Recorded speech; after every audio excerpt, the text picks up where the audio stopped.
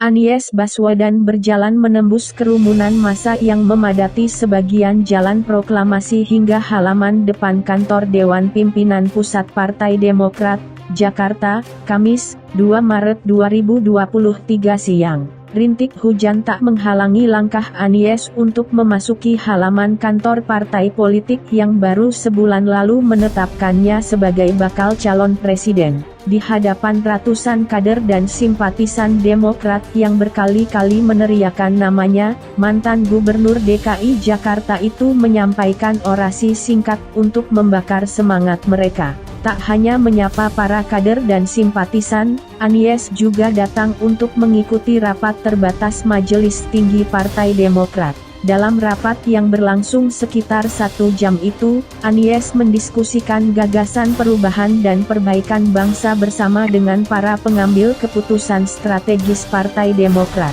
Upaya menyamakan gagasan menuju Pilpres sebelumnya juga dilakukan Anies dalam apel siaga pemenangan Partai Keadilan Sejahtera, PKS, 2024 di Stadion Madia Gelora Bung Karno, Jakarta, Minggu, 26 Februari 2023. Pada momen yang digelar 3 hari setelah PKS mendeklarasikan Anies sebagai bakal calon presiden, capres, itu, Anies menyampaikan ide yang akan diimplementasikan saat berkontestasi di Pilpres 2024. Jauh sebelum 2 momentum tersebut, Anies telah berkeliling ke berbagai daerah untuk menyosialisasikan diri dan gagasannya bersama dengan sejumlah elit Partai Nasdem. Nasdem merupakan partai pertama yang mendaulat Anies sebagai bakal capres pada Oktober tahun lalu. Meski tak mendeklarasikan dukungan secara bersamaan, baik Nasdem, Demokrat,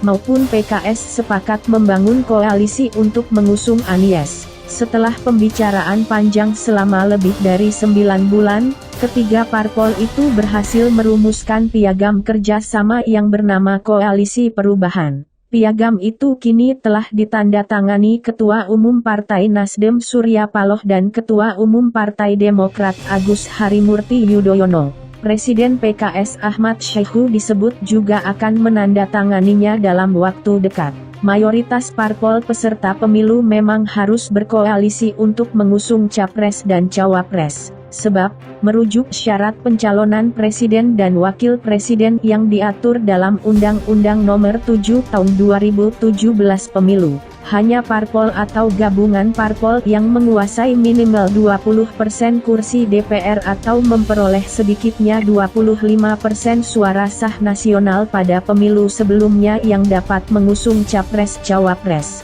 Mengacu pada syarat tersebut, dari 9 parpol yang ada di parlemen saat ini, hanya Partai Demokrasi Indonesia Perjuangan, PDIP, yang bisa mengusung capres dan cawapres tanpa berkoalisi.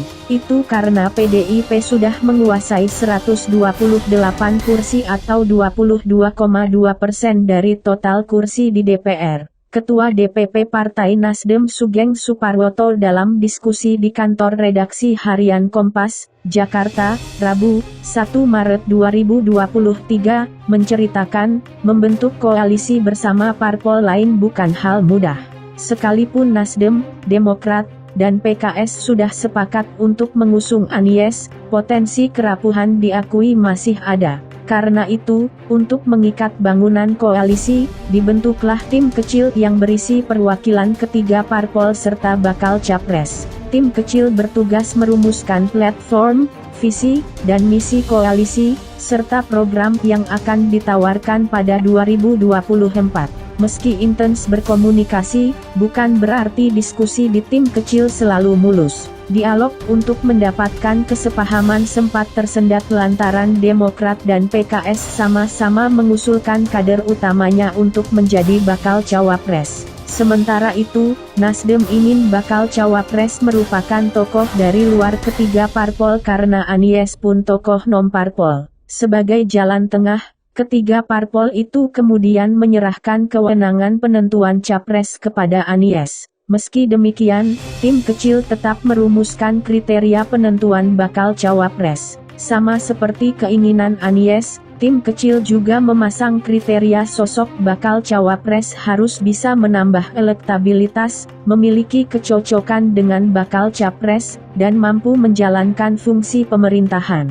Diharapkan, bakal cawapres juga bisa memperkuat kohesivitas kebangsaan.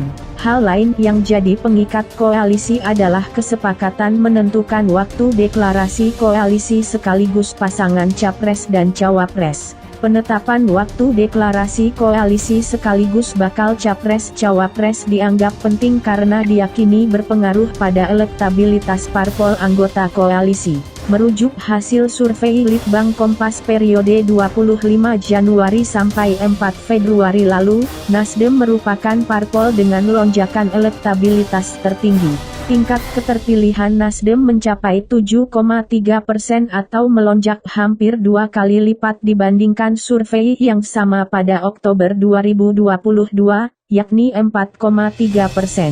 Berkebalikan dengan itu, elektabilitas Demokrat justru merosot dari 14% pada Oktober 2022 menjadi 8,7% pada Februari. Begitu pula PKS yang pada Oktober 2022 elektabilitasnya mencapai 6,3%, turun menjadi 4,8% pada Februari. Survei juga merekam, lonjakan elektabilitas Nasdem terjadi karena peningkatan jumlah pemilih Anies di partai yang dipimpin Surya Paloh itu.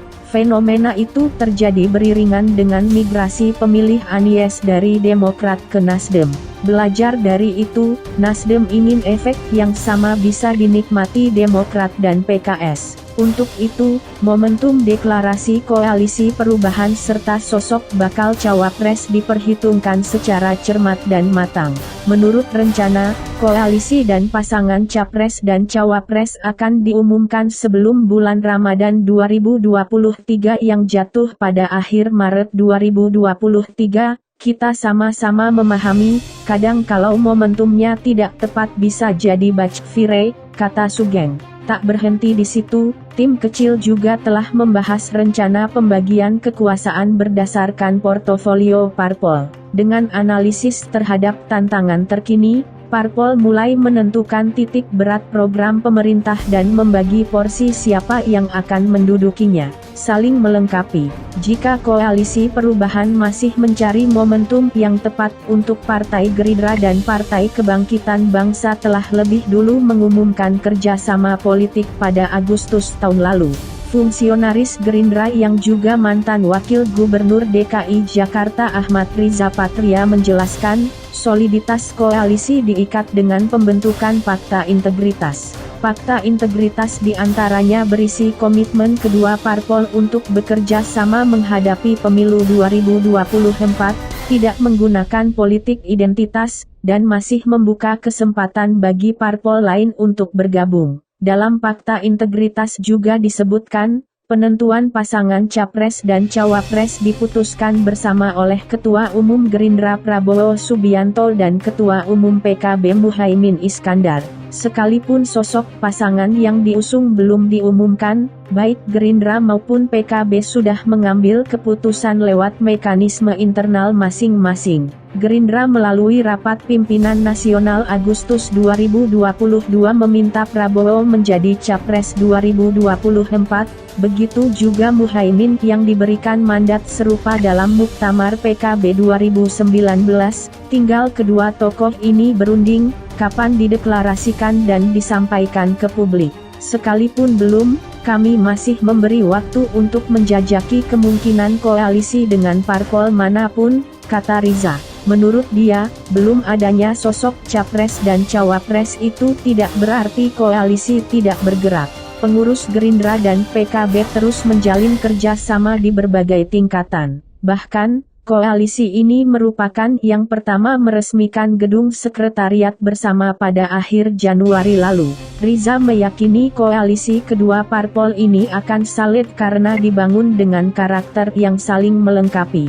Gerindra merupakan partai nasionalis religius, sedangkan PKB adalah partai religius yang berkebangsaan. Bergabungnya dua kekuatan itu diyakini tidak hanya baik bagi pembangunan kebangsaan, tetapi juga bisa mendongkrak perolehan suara. Belajar dari pemilu-pemilu sebelumnya, kelompok Nahdliyin yang merupakan basis massa utama PKB menjadi faktor penentu utama kemenangan parpol dan pasangan Capres-Cawapres karena jumlahnya yang besar.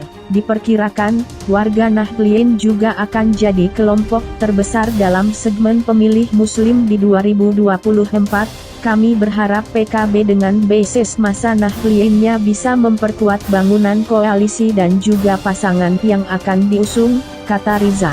Tak hanya itu, Arya menambahkan, pembagian peran yang berimbang dan proporsional juga krusial dalam memastikan soliditas koalisi. Hal tersebut penting agar seluruh anggota koalisi berada dalam posisi yang setara. Apalagi parpol-parpol dimaksud juga memiliki jumlah kursi dan perolehan suara nasional yang relatif sama kuat. Berdasarkan pengalaman, membangun kerjasama politik memang tidak mudah.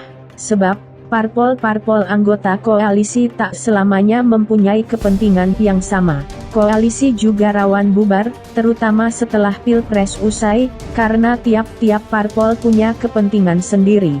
Pembagian kue kekuasaan juga menjadi masalah tersendiri. Persoalan bagi-bagi kue kekuasaan pasca Pilpres itu bisa jadi menjadi salah satu faktor alotnya pembicaraan dalam merumuskan kesepahaman koalisi jelang pemilu 2024.